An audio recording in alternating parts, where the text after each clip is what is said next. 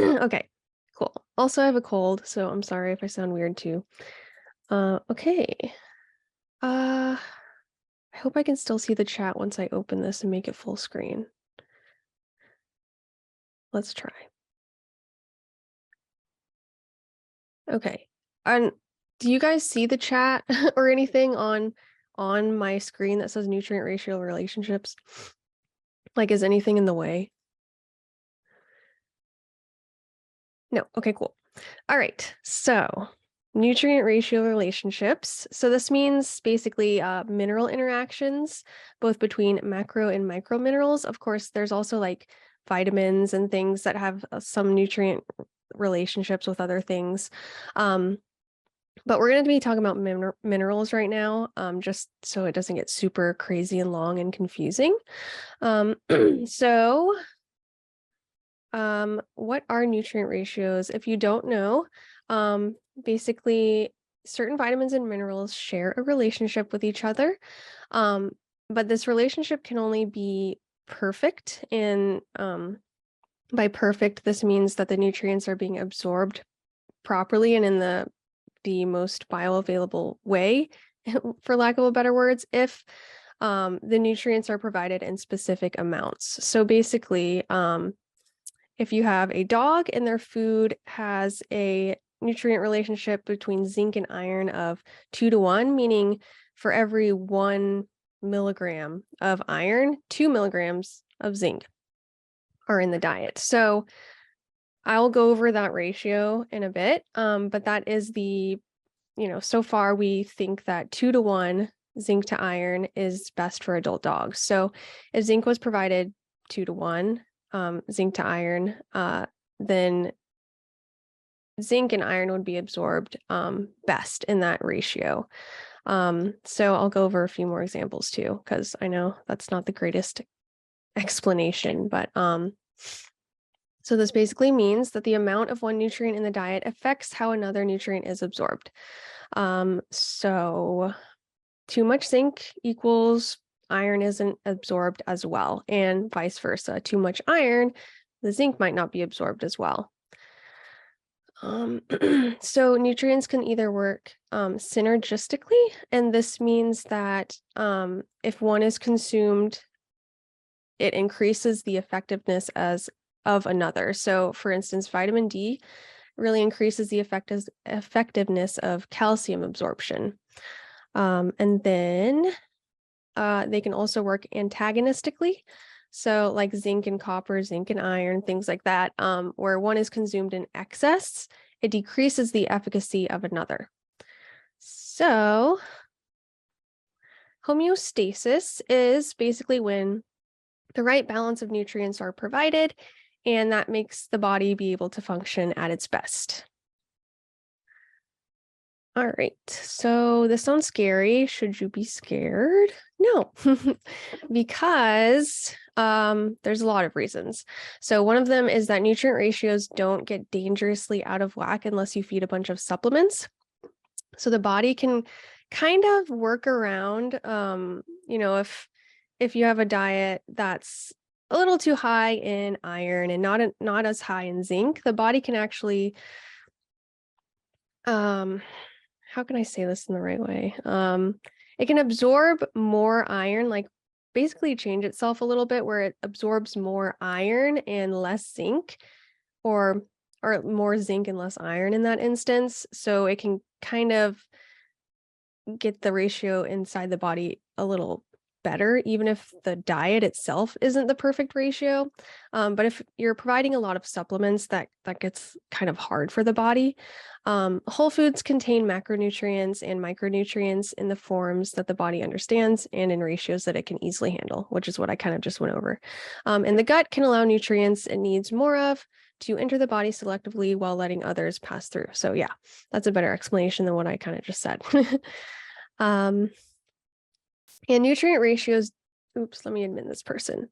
Nutrient ratios don't have to be perfect in every single meal, but more so over time. So I know a lot of you are like, oh my gosh, this recipe is like not meeting the proper zinc to iron ratio. It's like 1 milligram, or like, it's it's not the correct ratio, and you're worried, which I understand because I kind of talk a lot about nutrient ratios and getting things perfect. But the body knows what to do, especially with whole foods. And so more so over time, you want to get that ratio correct. So, oops, I just went back. For an example, over the course of 12 months, the average calcium to phosphorus ratio in Matsu's meal was 1 to 1. So maybe one day it was like 1.3 to 1, one day it was like 0.8 to 1, but over the course of 12 months, it was in the correct ratio of 1 to 1. And let me omit that person. Okay. So, what essential minerals share a major relationship with another? There's quite a few, but we're just going to talk about a few of the micro and macronutrients. So, calcium, phosphorus, sodium, potassium, iron, copper, and zinc are the ones that I'm going to be talking about today. And so, what do these minerals do, first of all, and why are they important? So, I pulled some of this information from a textbook that a lot of veterinarians have in their classes, and something that I have now from taking a nutrition course. So calcium, let's start with that. So it constitutes, here. So calcium is good for bone and teeth maintenance, growth, blood clotting, muscle function, nerve transmission, things like that. If it's deficient, you can see the information here. And if it's in excess, you can see the information here. I won't go all over that and get things, make things really boring. But so calcium basically relies on phosphorus to work efficiently. So that's why we have the calcium to phosphorus ratio.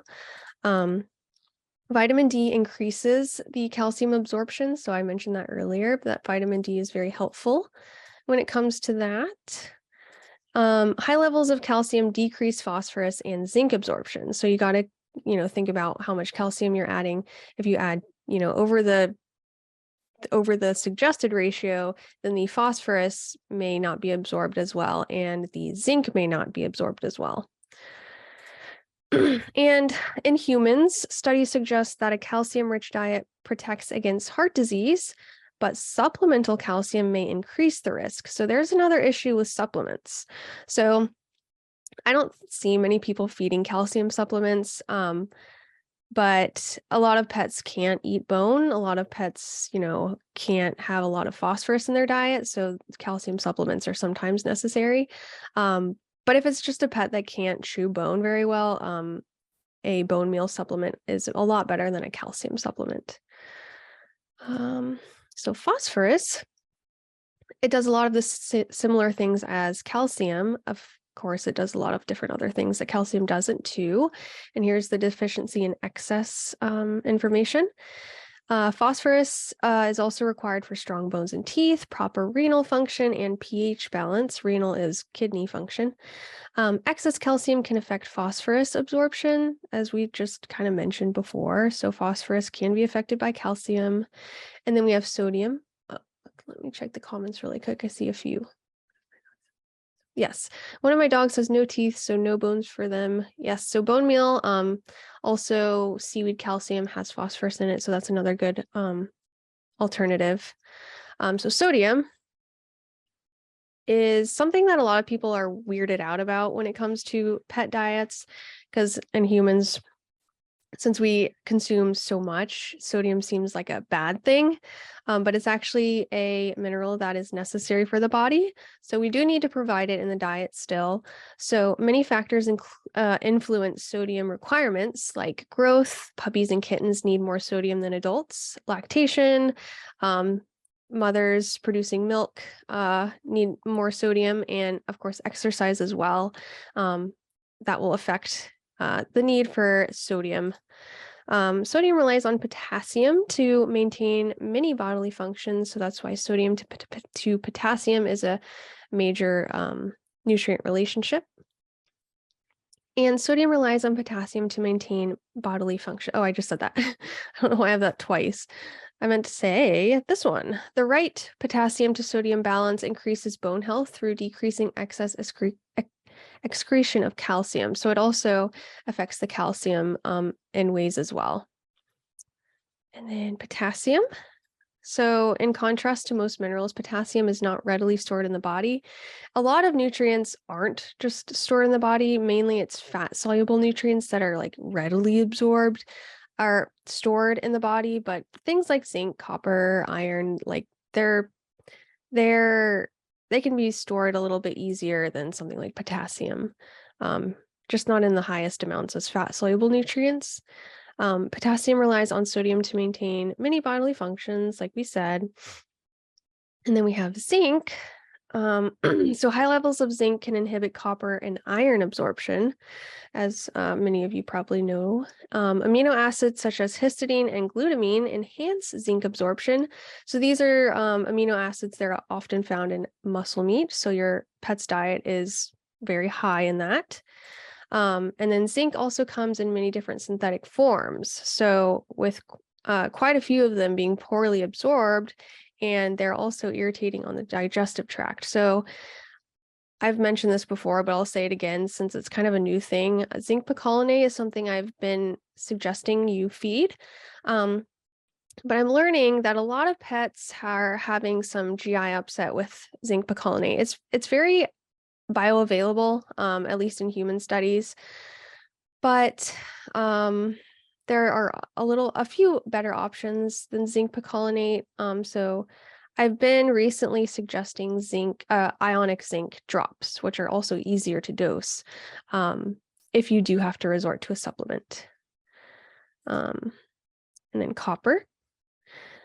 Copper and iron compete for absorption, so they're not only affected by zinc, but copper is also affected by iron, and iron is affected by copper.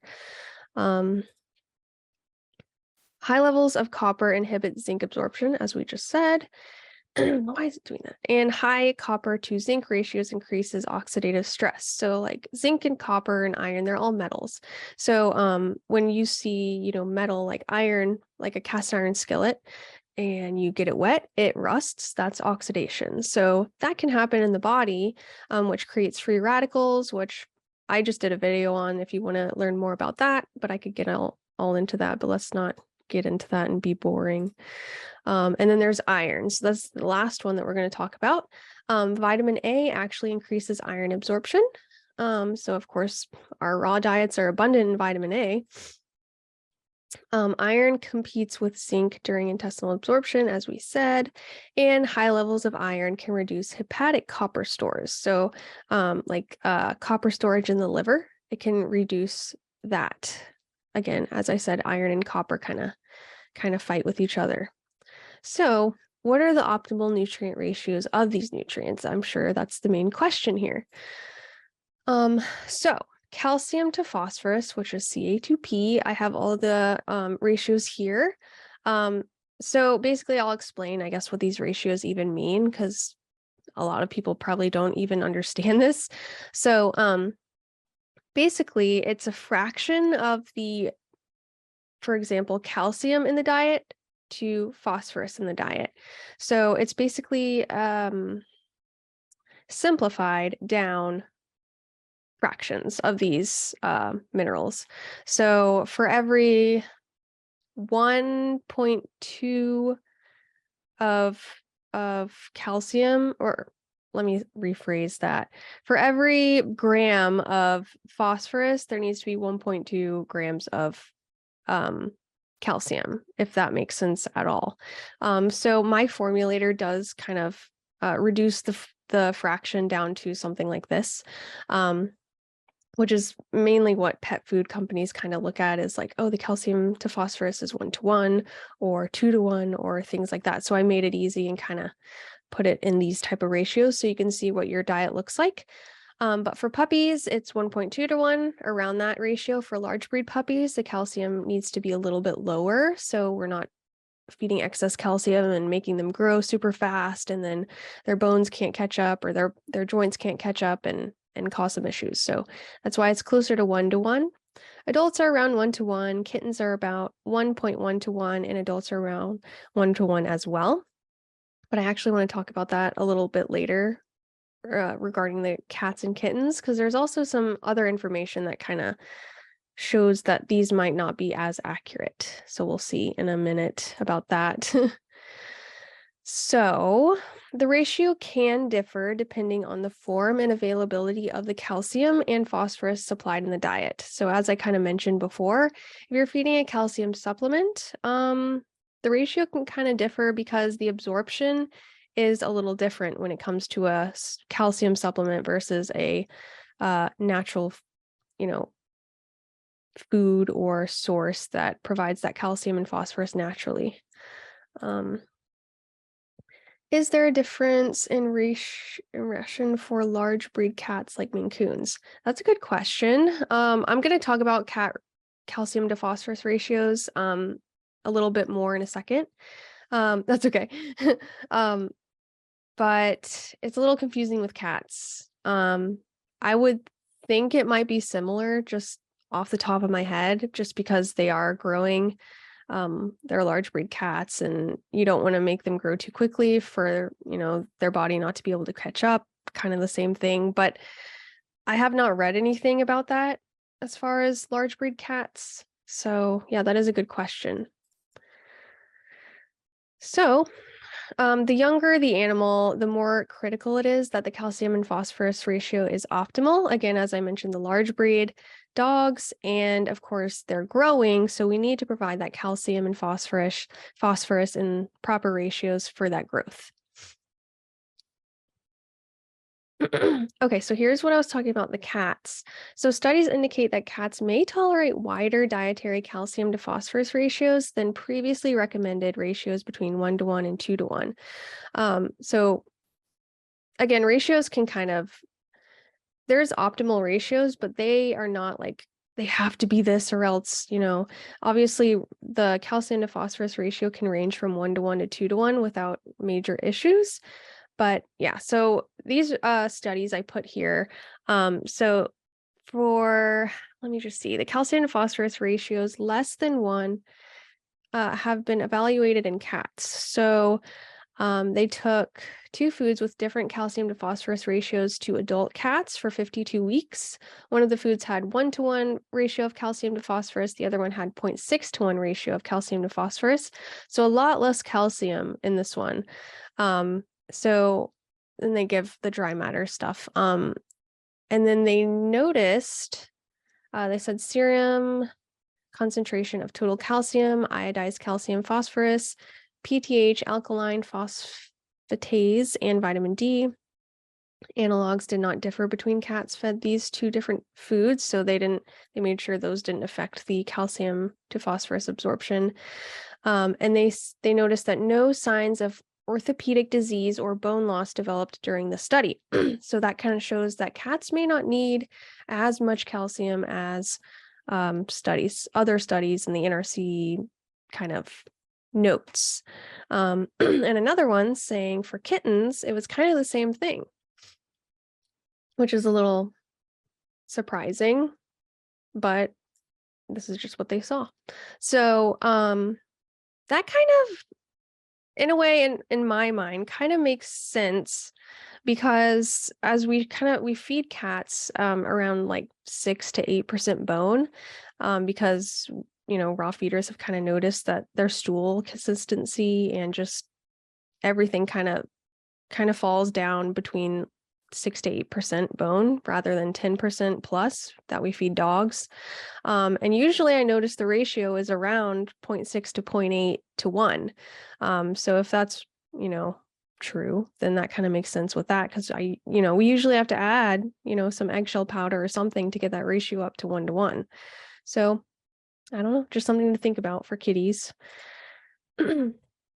Okay, and of course, avoiding excess dietary phosphorus slows progression of kidney disease. So that's another confusing thing with cats, because kidney disease is an issue in cats. It is in dogs as well, but so we notice with cats a lot of the times with kidney issues, you of course have to reduce phosphorus. So that kind of confuses me with the calcium to phosphorus ratio being like so much lower in calcium and them doing fine, because the more calcium, the less phosphorus, but of course they need the phosphorus. So I guess it's just a balance of how of, as they age, kind of watching that calcium to phosphorus a little better. Some cats, of course, don't go into kidney failure. So maybe the, high calcium, high phosphorus, low calcium ratio is okay.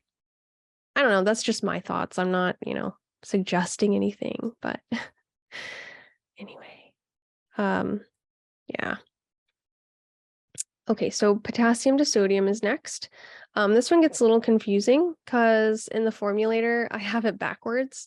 Usually most of the things I have in there is like number to 1. It's usually like, zinc to copper. Copper is the 1. So that's how much zinc to copper. But potassium to sodium is swapped. It's sodium to potassium and the 1 is in front. So here are the numbers. So in the formulator, you'll see 1 to number. So these are the ones for puppies, adults, kittens, and cats. And these might not always be perfect. Again, that's okay.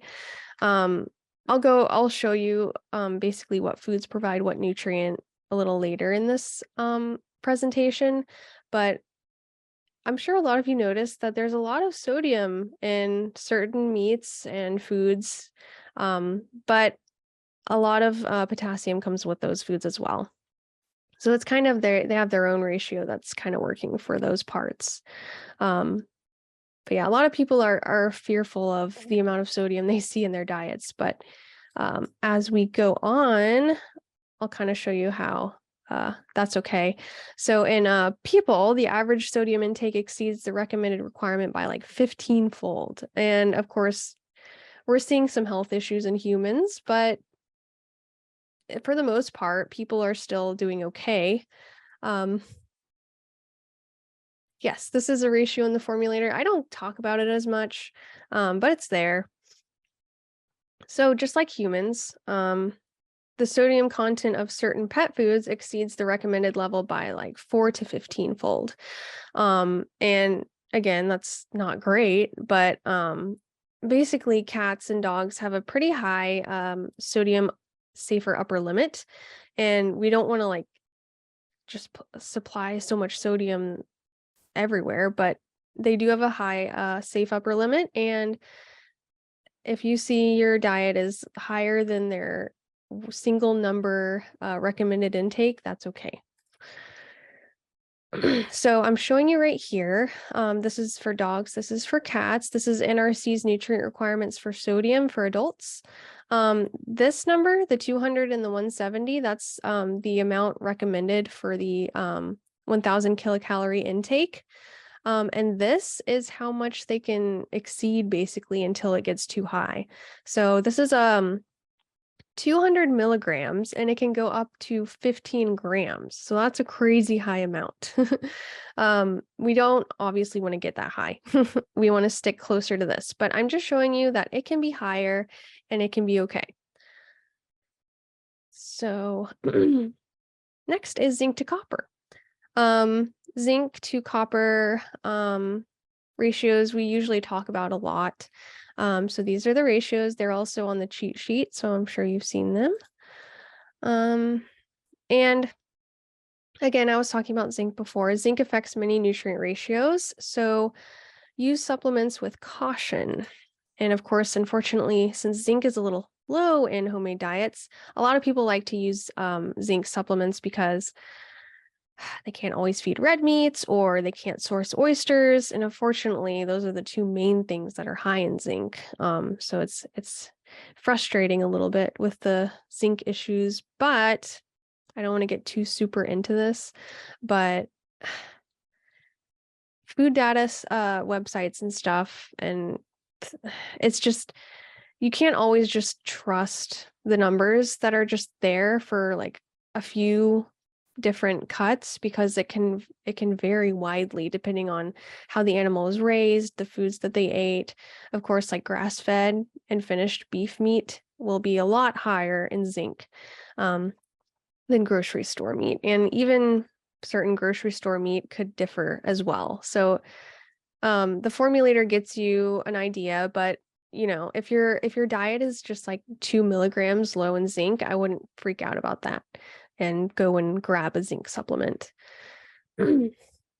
So there are many forms of zinc, and popular options have been seen to cause GI upset, as I mentioned before. So zinc to iron is another one we talk about a lot. So a lot of you are familiar with these ratios, and again, they're on the cheat sheet. So iron homeostasis greatly relies on the form of iron in the food, and iron in foods comes in two different forms. So heme iron is found in hemoglobin and myoglobin, basically blood and the red juices that you see in like organ meat containers and meat containers. That's a lot of the iron is in there. Of course, it's still in the meat as well. But heme iron only comes from animal sources. Then there's non-heme iron, which is found in grains and vegetables, which are plant-based. So a lot of people say, oh, there's so much iron in spinach. But you don't want to be loading your pet's diet with spinach because that's a lot of non-heme iron. And even though on paper it says that a lot of iron is being provided, probably, that doesn't mean it's bioavailable to your dog or cat and to humans. So this is a human study, but it says heme iron, which is present mainly in meat, poultry, and fish, is well absorbed. Non-heme iron, which accounts for the majority of the iron in plants, is less well absorbed. More than 95% of functional iron in the human body is in the form of heme iron. So even humans, they absorb animal-based iron a lot better.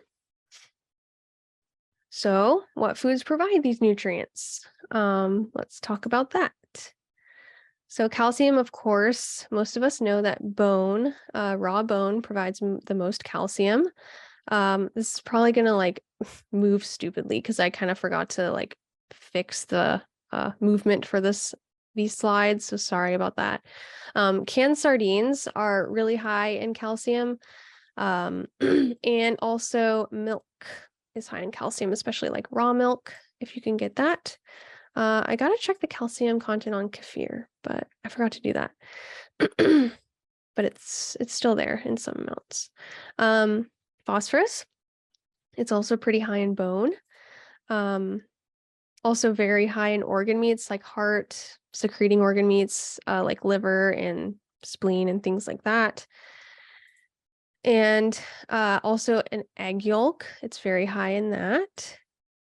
How annoying. Okay, and in milk, again, a lot of the foods that are high in certain nutrients are also high in the other nutrient that it has the ratio relationship with.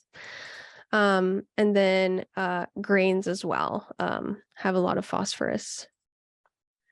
And then for zinc, mainly red meats provide the most zinc. And then when it comes to seafood, oysters are going to be the highest concentrated. And plant-based zinc is found in things like pumpkin seeds, hemp seeds, things like that.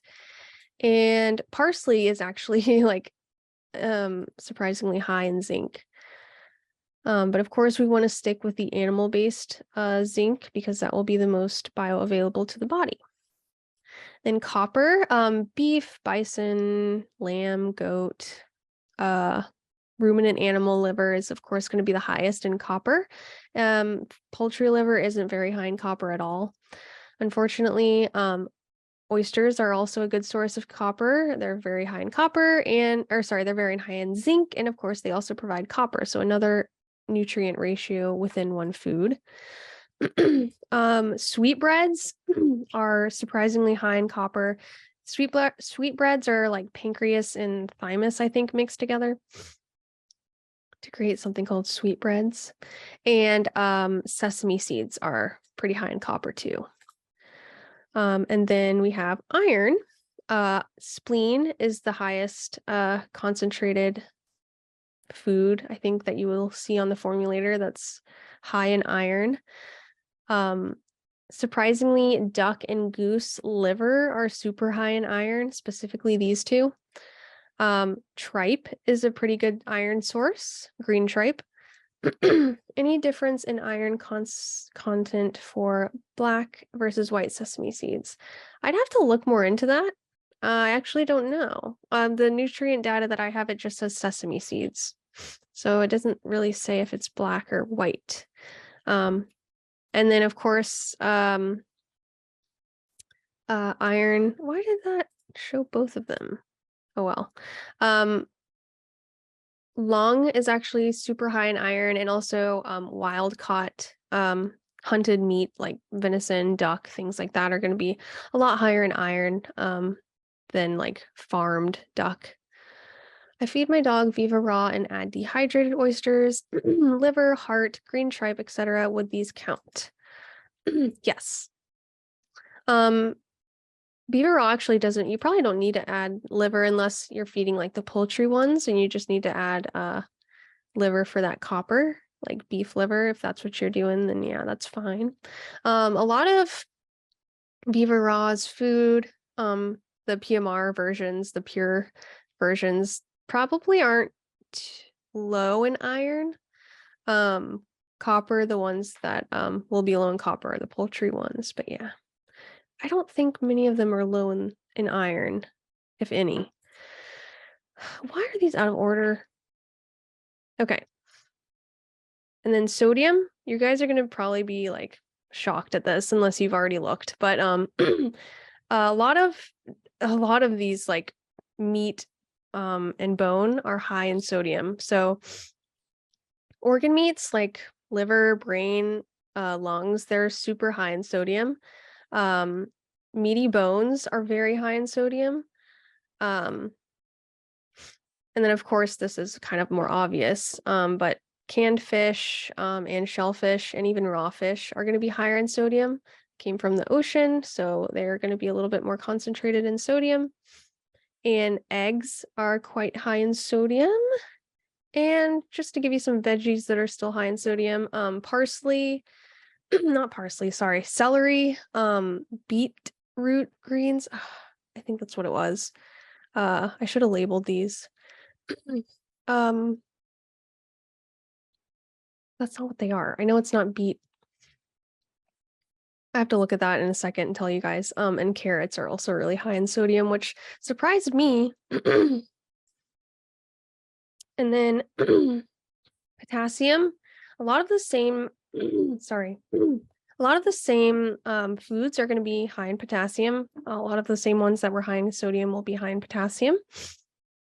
So the organ meats, high in potassium. A lot of the seafood are high in potassium. Muscle meat can have a lot of potassium. A lot of basically most of the ingredients that you'll be feeding do have a lot of potassium in them. Of course, a lot of them just have a little bit higher sodium. Leafy greens like kale and spinach and broccoli. Well, broccoli is not a leafy green, but these are high in potassium. And butternut squash and sweet potato are high in potassium, and of course, bananas and avocado are high in potassium. Okay, I have a lot of questions from Luke. Thank you. You have a picky German Shepherd, currently recovering from TPLO, so he's finicky. Any additional particular supplement foods that you recommend? I can talk about that in a second after the slides. I'm almost done, so I can answer that in just a second. Okay. So just a few like closing notes. Sorry, my stupid cold. Mineral to mineral interactions that occur in the digestive tract are from minerals trying to share channels for absorption. So that's kind of what it means when they're kind of fighting for absorption. They can't really share the same channels at once. So that's kind of what's going on when one is more absorbed than another. And in general, of course, animal-based ingredients are considered a more bioavailable source of most minerals than plants. And of course, again, Organic forms of minerals found in meats are more available or as available as those found in inorganic minerals or, inorganic mineral supplements. So, of course, I always say feed whole foods, but if you can't, supplements are there.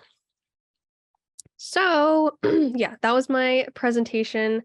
If you have any questions, of course, I could have totally like missed things or went over your head with certain things that I find obvious, but you don't. So,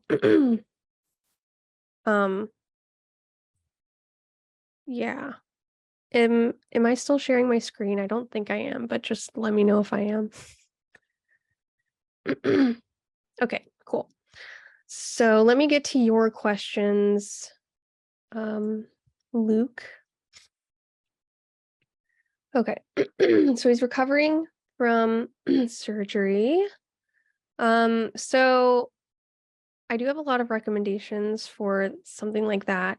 You want to support the joints and you want to reduce inflammation if that's something that's going on right now. So he's recovering, so he is kind of dealing with something like this. So let me pull something up really quick because I have like a list of things that I was telling someone else that might help you.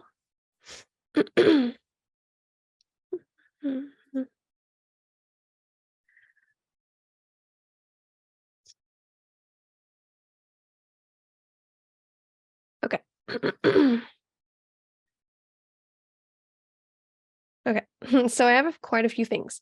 So to reduce inflammation, if that's something that you're dealing with right now, if you want to get really down and dirty with like reducing inflammation to the max, you can feed, if you feed a raw diet, you can feed cooling proteins, which in Chinese energetics, this is kind of something that they kind of look at. There's cooling proteins, which reduce inflammation, and there's warming proteins that kind of can increase inflammation.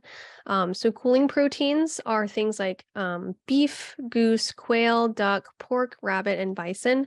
Some of them are neutral, some of them are cooling.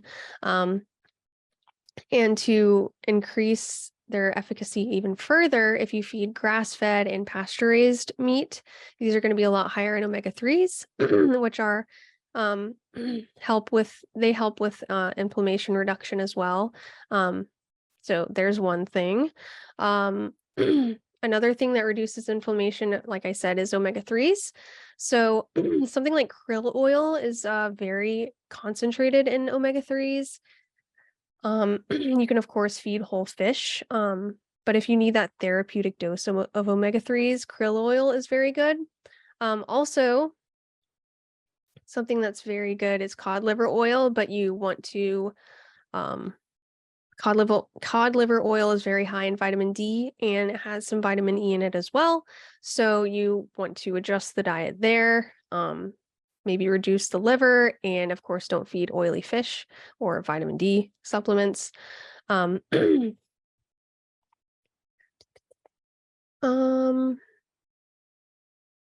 are the main anti-inflammatory things. There's also something like golden paste that you can feed, which you can look up the recipe. That's an anti-inflammatory, like natural thing that you can create for your pet. You don't want to feed that long term because it's a base of turmeric, which can be a what's the word? Blood thinner. But your dog just was recovering from surgery, so that shouldn't be too much of an issue, but just keeping that in mind. Other things for like joint support is, well, one more thing, if you're feeding like a fish oil, like high doses of omega-3s and things like polyunsaturated fatty acids, you want to feed a antioxidant with that. And a really, really, really good one is astaxanthin, which is sourced from salmon. And in one of my recent videos, I talk about that. So also some great joint healing and joint support. You want to provide a lot of manganese to the diet. So mussels. There's also something called Antinol, which is like green-lipped mussel I don't know, it's like concentrated oil from them, I believe. Also, if you want to feed meaty bones that are very high in joints and ligaments, that helps. Glucosamine, chondroitin, those are things that are helpful, but you can also go a step further and feed it's like freeze-dried beef ligaments and collagen parts like that. So you can get it from the whole food source that way. Trachea and also eggshell membranes, they're helpful. Bone broth, that's helpful. Increasing the vitamin C in the diet helps for your situation. This is another antioxidant. So acerola cherry powder, that's a good source if you want to just feed vegetables and you don't want to buy like a freeze-dried supplement. You could feed red peppers, kale, and broccoli. Those are high in vitamin C. And last but not least, elk velvet antler. That's a very good joint support supplement that's naturally derived. So that's a lot of things that you can add. Your other question, vitamin D content in sardines and water. It has 300 milligrams of sodium. I'm getting Trader Joe's variety. Sardines are pretty high in vitamin D, not as high as salmon and mackerel, but they do provide a pretty good amount of vitamin D. Package doesn't list vitamin D3 or calcium. Yeah, that's annoying because it is there. They just didn't test for it. So can't really say like how much would be in there. But it's safe to say there is some. Would like to add variety of fish. Feeding whole cooked mackerel. Is feeding whole cooked mackerel an option? Yes, I've done that before. I've just removed the bones because they are a bit like larger bones. So you don't want to feed those bones. Small bones like the sardines are totally fine, but larger bones I wouldn't mess with. You won't eat them raw. Yeah, a lot of animals like the canned fish a lot more. Avocados are safe for dogs. I always thought they were toxic. Yeah, that's a big misconception. Mainly, of course, if you feed too much, like anything isn't good to feed too much of, but small amounts of avocado is totally safe. A lot of info on that is online. Veterinarian Dr. Karen Becker talks a lot about avocados and how it's safe. It's mainly like the pit and the skin. I think that's not great. Obviously, the pit is not great because that could cause a blockage, but yeah. Is it good to rotate probiotics? If so, how often should I rotate them to get the benefits? Yeah, I would say it's pretty beneficial to rotate anything, honestly. Different probiotic strains could be in different foods, different supplements. Of course, I want to say feed high probiotic foods like kefir or like fermented vegetables or something like that. And if you do it yourself, I think you can buy specific strains. I've never made it myself. I want to though, but yeah. Do you know anything about seal oil? I've never heard of that. I'm gonna look it up. Seal oil? That sounds sad. I love seals.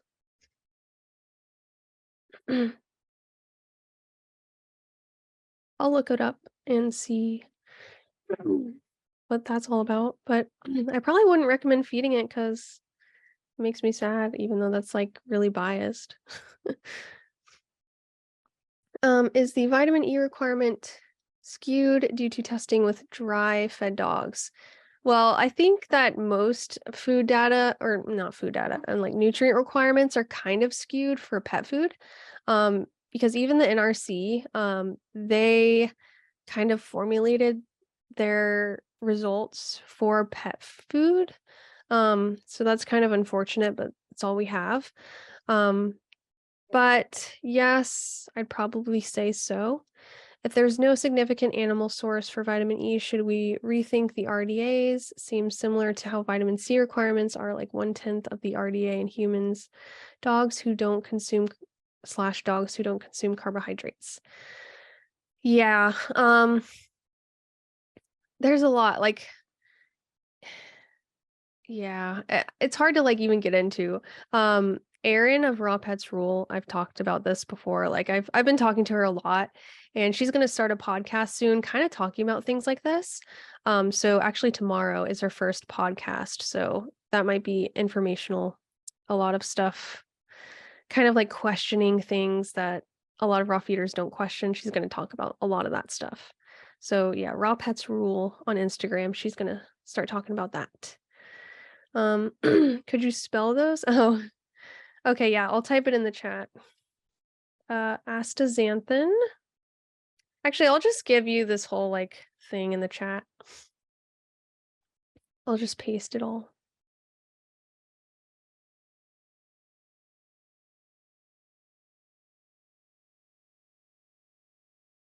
Um,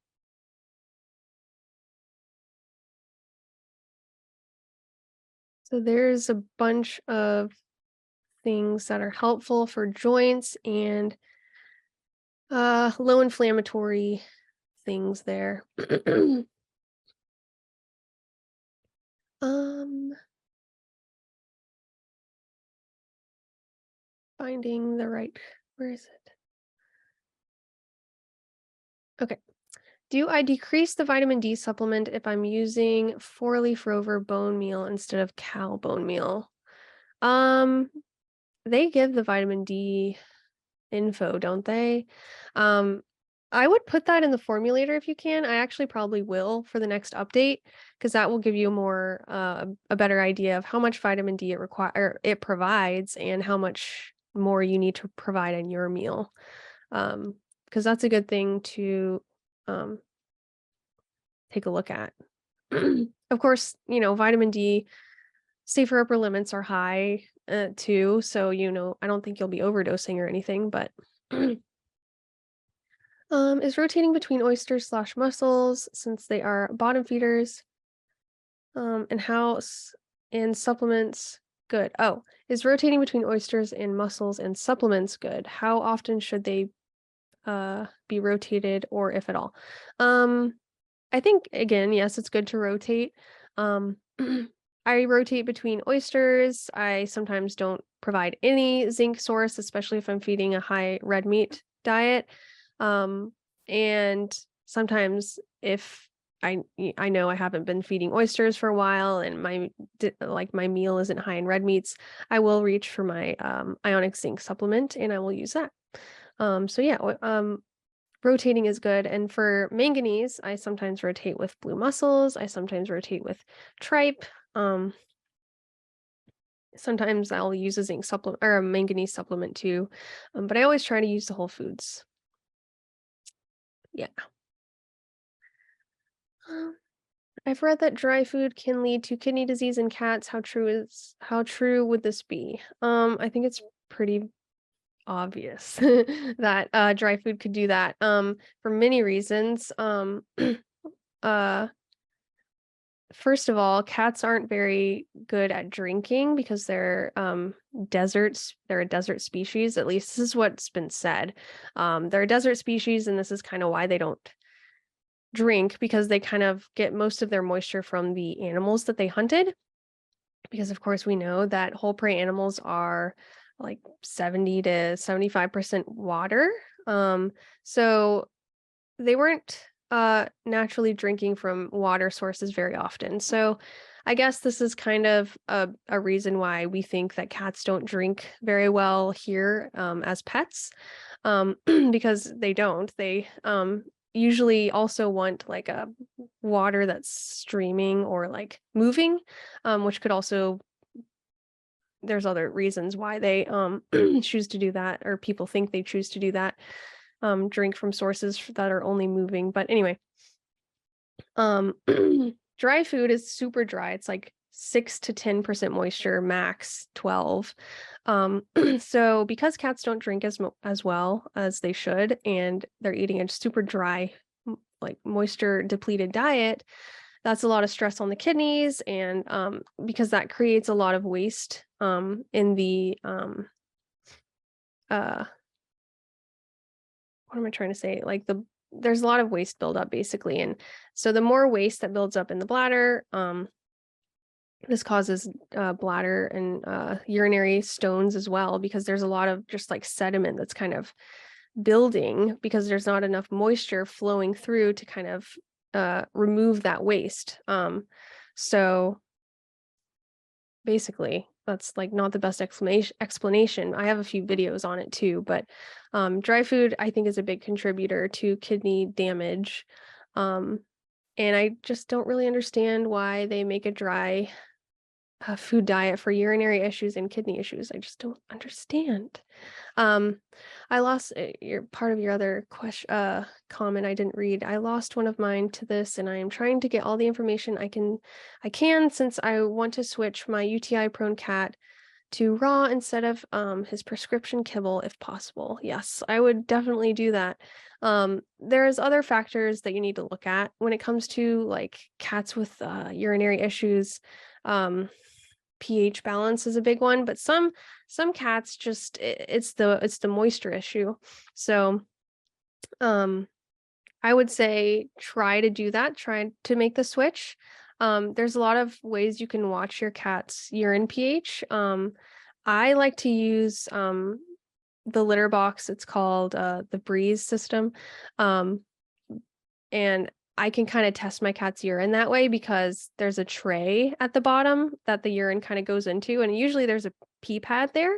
But if I want to test his urine, I would clean that tray super well and just kind of wait for him to pee. Of course, you have to keep in mind that a lot of debris and bacteria will probably be on the like litter pellets that you're using, unless you're using a specific like plastic litter that a lot of veterinarians use to catch urine. But you can buy those little test urine pH strips, and kind of what I do is just wait for him to pee, and then I put the strip on the urine like right away, and I look at what the pH strip says. And I do this a few times because that's not always accurate, but you can do that while you're switching and kind of make sure the pH balance is in the right parameter, I guess. And I think that even just switching to a super moisture-rich diet can help greatly with UTI issues. You're welcome, Jasmine. What is the name of the podcast you're mentioning? That sounds interesting. It's Raw Pets Rule on Instagram. Every Monday, she is going to be talking about certain things. And I think it's Monday at like 1 p.m. Eastern. I think it's on her Instagram. But she will be talking with her friend who also is very knowledgeable in raw food, and she actually has a business as well. Let me see. Yeah, I don't know if you guys know Wildly Blended, but that's her co-host who she will be talking with. She makes really good supplements. I use her flea and tick internal powder, and it's worked pretty well. Okay. Do you think you could add recommended potassium to sodium ratio somewhere on the club forum? I'm keeping an eye on other ratios for my cat, but I forgot about the potassium to sodium. Yes, I can do that. I should have done that like on the cheat sheets. I just didn't have room. There's also other ratios that I have in the formulator, but I don't know.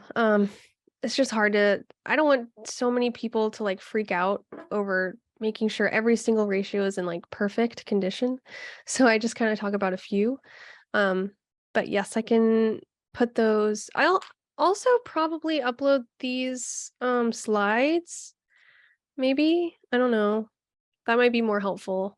I could upload the slides somewhere on the heartbeat, so you guys can look back on those ratios that I put there and stuff.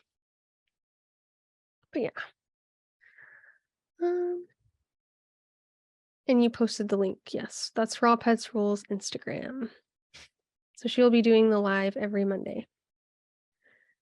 Okay, cool. I will upload those slides. And it looks like it's almost 4 now, so I guess if there's no other questions, we can go. I hope that was an okay presentation. I'm not great. I say this every time. I'm not great at like talking, but yeah. At least you have my YouTube videos where I write scripts and don't sound like an idiot. But yeah, thank you guys. I'll upload this video and the slides to Heartbeat. Thank you guys. Yeah, I'm glad you guys could be here. And I'm sorry to anybody that I didn't admit if I missed someone. But yeah. Thank you. I don't feel bad. It's just annoying, like congestion and stuff. So I'm not going to be able to probably post a video early this week because my voice sounds stupid. Thank you. All right, I'll talk to you guys later this month for the recipe reviews. Bye.